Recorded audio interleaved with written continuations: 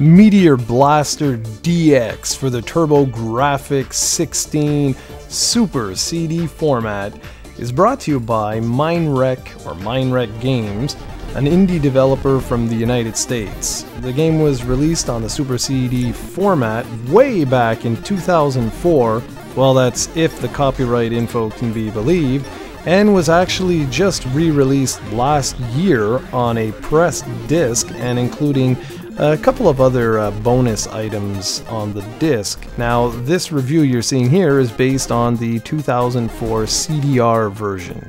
As you can see, it plays a hell of a lot like Asteroids, the original Asteroids that is, the arcade game. And as you can also see, I completely suck at it. I've never been good at these games for whatever reason.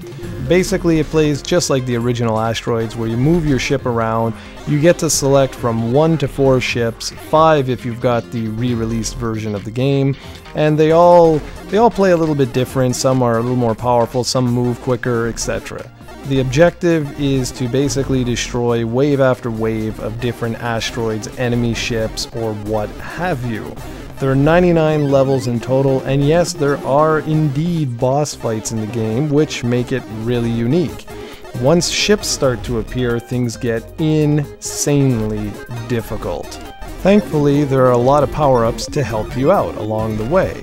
You can gain new warps, which allow you to jump from one portion of the screen to another. It really helps in order to get away from enemy projectiles or loose asteroids. You also have access to shields, which I always forget to use for some reason. You can also gain power-ups for your Power Blaster, which makes your shots a little bit more powerful. There's even an invincibility power-up you can gain, which makes your ship impervious to damage for a short period of time.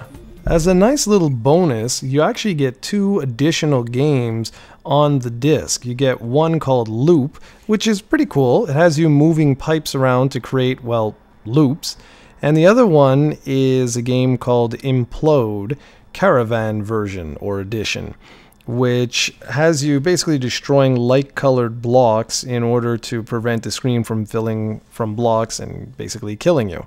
And these are 2 actually very well developed and fun little arcade puzzle games, and they go along well with the Asteroids-like clone, which is Meteor Blaster itself. So all 3 games you get on the same disc, and it sells for right now $20, but the $20 includes the remastered main game, which includes a 5th ship, and it's on a pressed disc. So you probably wouldn't have the one and only complaint I sort of have with this is I had a glitch, or I had some sort of really annoying sound that would play whenever I would play Loop or Implode. It was like kind of like a high-pitched sound in the background. You're not going to make it out in this video because I've turned the volume way down.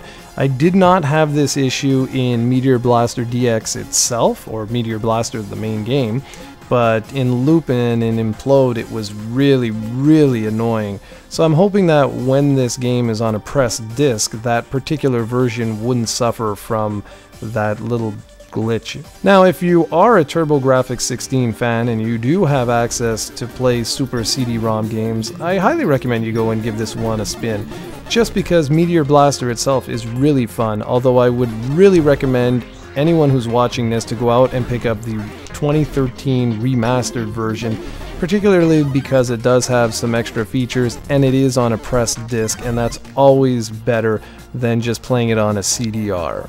I might suck at the game, but that doesn't mean I can't have fun, and I'm sure if you give it a spin, you'll have some fun too.